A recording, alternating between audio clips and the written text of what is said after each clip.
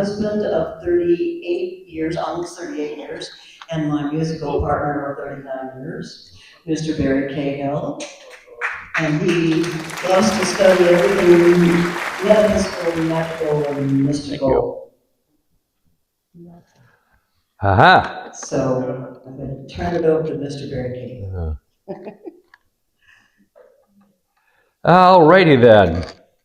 You know, I was going through some old boxes the other day, and I came across something from my childhood, in fact, very early childhood. I started actually keeping a diary the day I was born.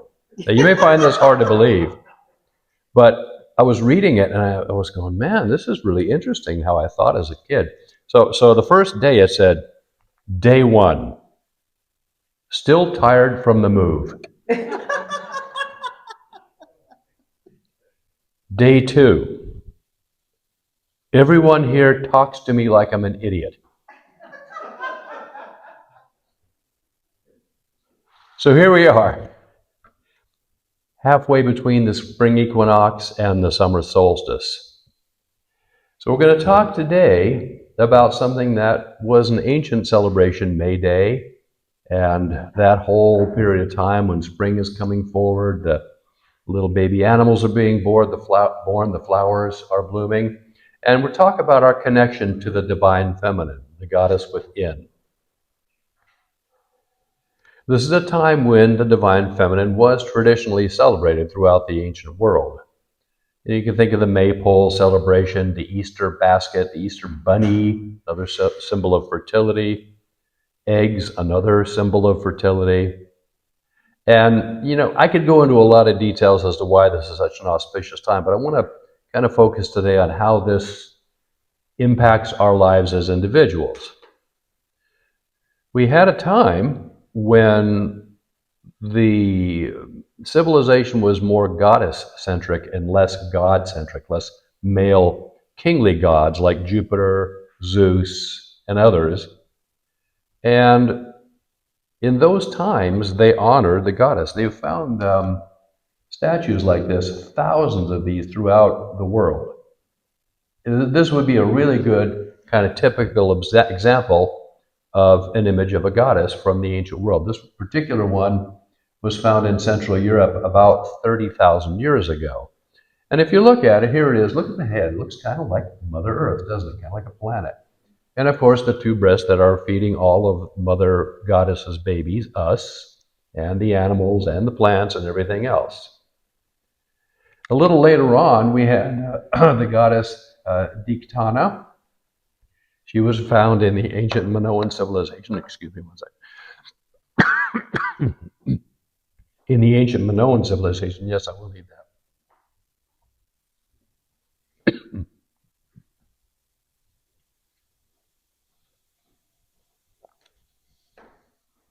I think I'll just keep that right there.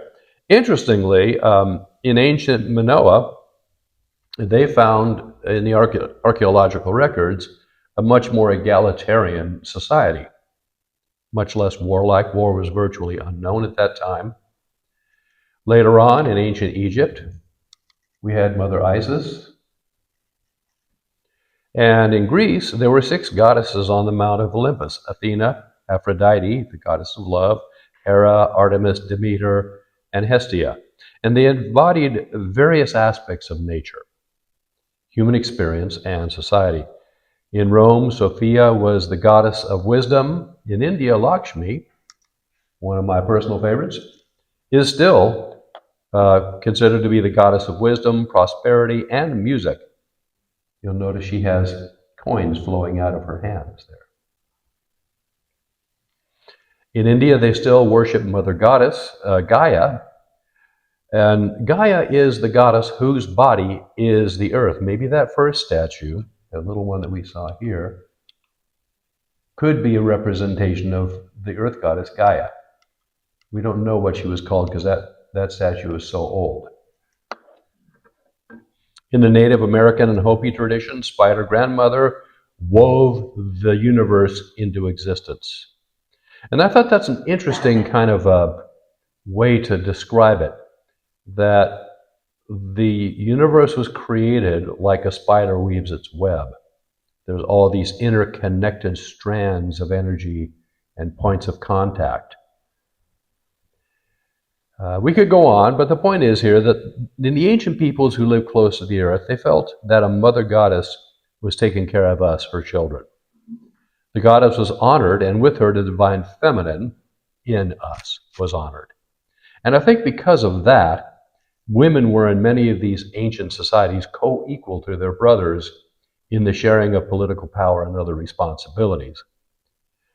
Even early Christians, and today the Catholics, still venerate Mother Mary, not only as the mother of Jesus, but as a mother figure to us all, who gives us a sort of spiritual nourishment and comfort to those in need. Incidentally, a few of the ancient black Madonnas that they found in Eastern Europe, which were clothed in these elaborate garments during the medieval times, when they took the clothing off, what they found underneath in several of them was Mother Isis holding her son Horus. And then this, of course, then got absorbed into the ancient Christian religion. And yeah, I think the point here is that this energy, this idea of the mother and the child is kind of universal. It sort of transcends the names that we give the religions. Now, you might think that these were all just myths, beings that existed only in the minds of the ancient peoples and were created by the priest, to control the ignorant masses. But I think these myths were instructive. They were told as stories to make us better people, to teach us how to treat one another, to treat Mother Earth, and to treat everything with wisdom and compassion like the goddess. I think also these goddess figures represented real energies that the ancient peoples could observe moving and playing out in the world. For example, the tides and the weather, the changes of the seasons, the movement of the stars, the movement of the moon. These were all things that they saw as real events happening to their observable senses, and so they simply personified this in stories of the goddesses. But then a strange thing happened, and we got to go back about 4,000 or 5,000 years for this. As technology advanced, for example, the ability to forge metals into weapons, men figured out that due to their larger size and strength, they could dominate others, particularly women. And they found that they could wage war on neighboring tribes. They discovered it was easier to steal the next tribe's crop than it was to grow your own. Steal another tribe's possessions, even their people, and enslave them. As long as they had the good weapons and the superior numbers, they could do that sort of thing. And so the goddess gave way to a male warrior god. A few you might know about: Mars, one of our planets, is named after the male warrior god. Yahweh was the war god of the Jews, and others, too numerous to mention here. But what this did is it fed into kind of an ethos of conquest. This hierarchical thinking that is so endemic among the male side of the energy scale. So this is how our society as we know it today began. Now, please don't think that I'm saying here that something like girls are good and boys are bad. That's not it. That's a very simplistic way of looking at this. What I'm saying here is that these two energies are out of balance today. We need both male and female energies in balance to have a functional world. And that's why I'm talking about rediscovering the goddess within. And by the way, when I say world, I'm not talking about planet Earth. She doesn't need our help. She just needs us to quit destroying her. But, she doesn't need our help. But when I say world, I'm talking about civilization, our human created thing on the planet, our infrastructure, our political systems, that sort of thing. Now, it's true that we need male energy to push forward, to overcome resistance, to create infrastructure, for example, to make roads, to think in terms of building a civilization. But we need that female energy to temper men's ambition and, to ask the pertinent questions like, is this for the good of all concerned? Or what about the children? These are the kind of things where the yin energy, the female energy comes in. And also, let's be clear about this. Both energies manifesting in lower levels of consciousness are problematic. Doesn't matter. In males, The energies in the lower consciousness tend to manifest as aggression, war, toxic politics, barroom brawls, sexual predators, and, well, you get the picture. But in female energies, at lower consciousness, it can manifest as cattiness, pettiness, petty rivalries, vanity. I'm prettier than you, and therefore I'm better than you. And like Jolene, I can take away your man. What the world needs is both male and female energies in balance, manifesting at higher levels of consciousness. So we've all seen this. I'm wearing one right here. I wear it all the time. It's a good reminder. And this is called the Great Tai Chi. It looks like a black and white paisley, as you can see, and the shapes are kind of moving around one another. Can you see the implied motion there? That this thing is constantly in motion. And they are constantly seeking to balance each other out, whether it's at the rudimentary levels of a chemical reaction. The chemical reaction will always seek equilibrium. You guys may remember when you were kids, taking a cylinder of vinegar and putting in some baking soda, and it foams and it goes crazy and it spills over, and then it settles down and it's done with the reaction. Yin and yang are always seeking balance with each other. So the dark side, the black side, is the female energy, the yin. And as you can see, it's flowing in a downward sort of motion. Imagine like water flowing down the side of a mountain. That is very yin energy. It's very strong. It can wear away that mountain over millennia. But it's also very calm and peaceful. Notice the male energy, the yang, is rising. It seems to be pushing upward. Think of fire consuming an entire forest. That is like ultra yang energy. Notice also that in the middle of both, there's a little circle of the opposite color. You see that? In Taoist philosophy, what they're saying is these things are always seeking balance, and when the yin becomes too much, when it's really at its maximum there, yang begins to appear.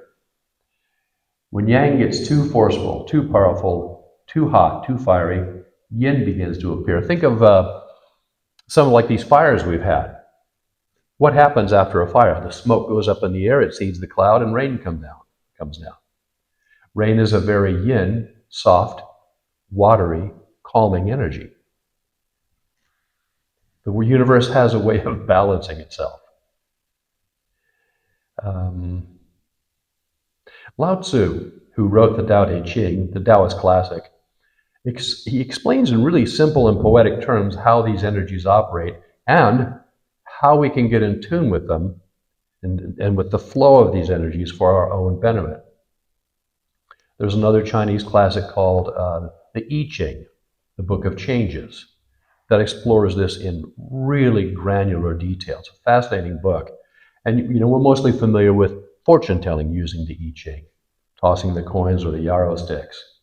But that is all about the interplay of yin and yang energy. It's kind of like that old unity adage, there is a powerful good in the universe and you can use it. And if you know how this thing sort of operates in the world and you can see it out there in the world, you can kind of get in tune with it. And so to do that, Lao Tzu said, the Tao is the great mother, empty, yet inexhaustible. It gives birth to infinite worlds.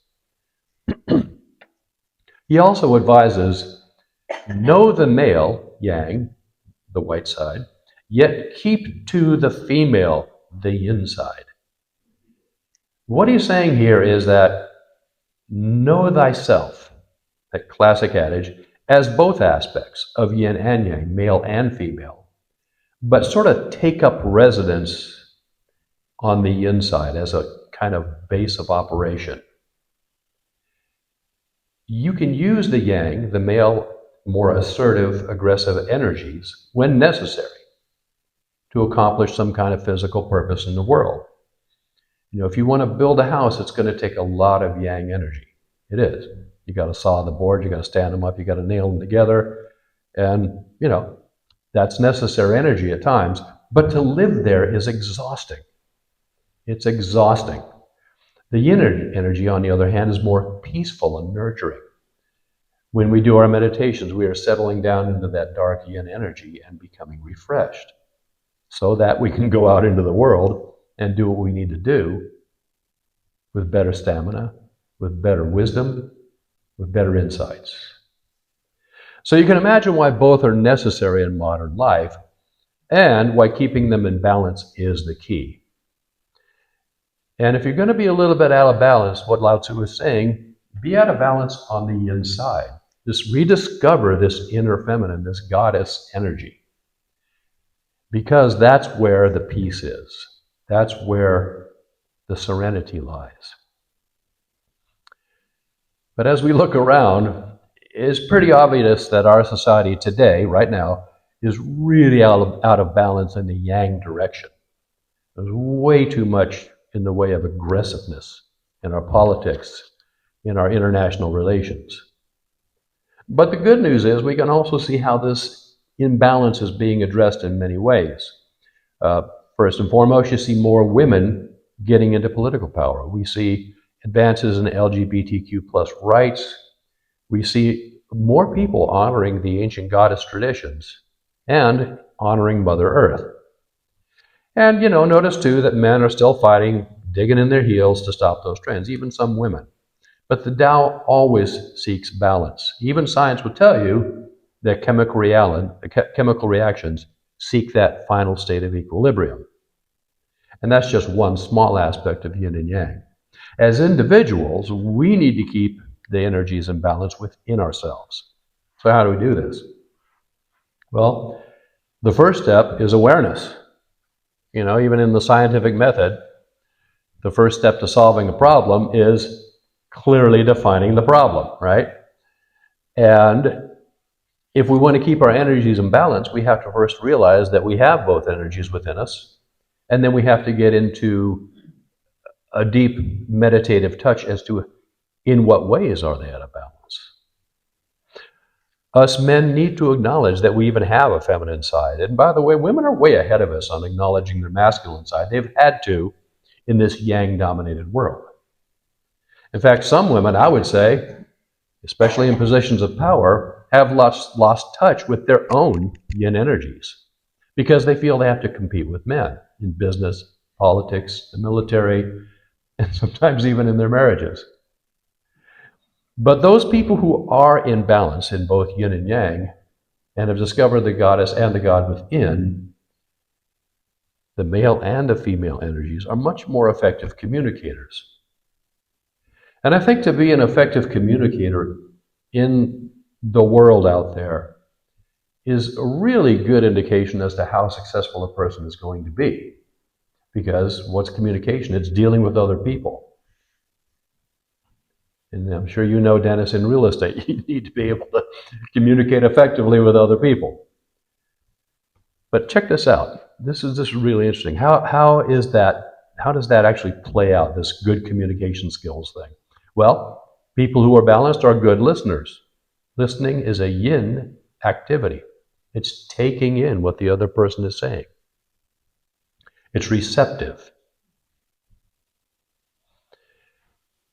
People who are good communicators are compassionate. That's another yin component.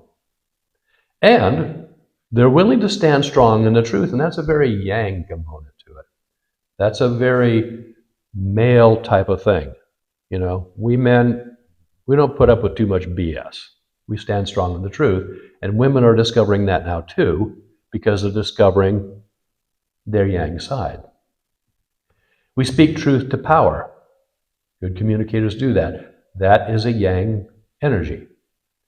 And they're willing to have that difficult conversation with somebody close to them. John, you're drinking too much. That is a yang energy. But to do so with compassion, that difficult conversation, is a very yin energy.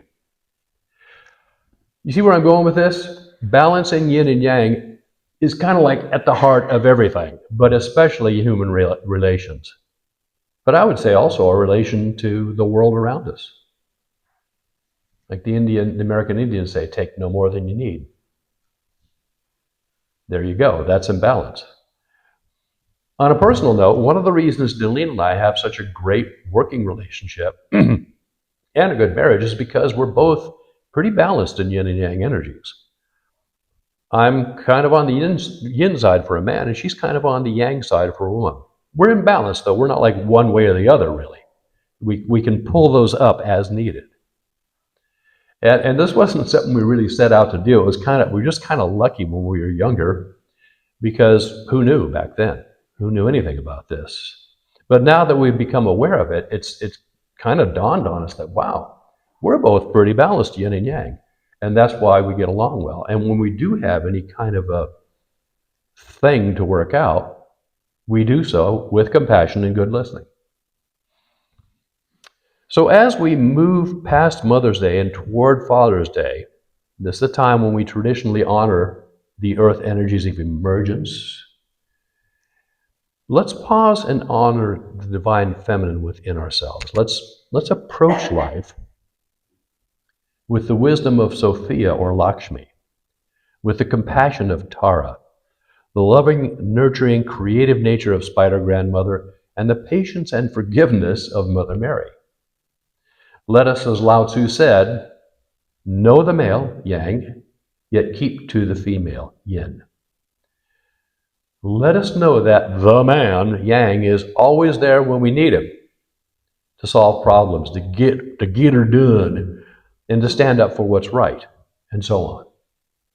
But let us live in the yin energies of peace, compassion, tolerance, acceptance of what is.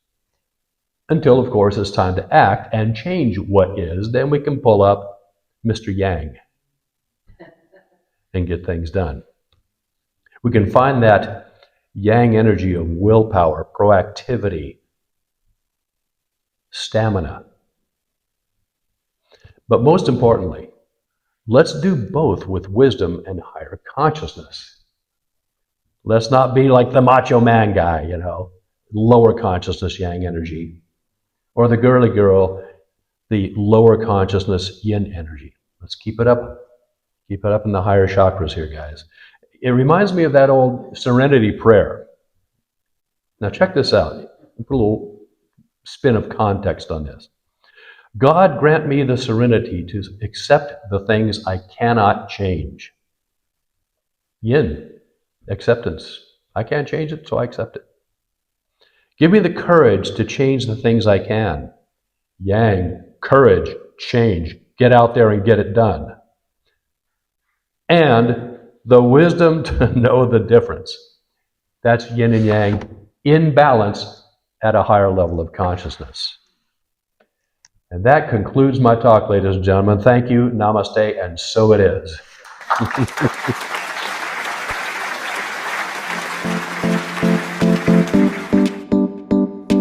Join us every Sunday morning at 10:30 a.m.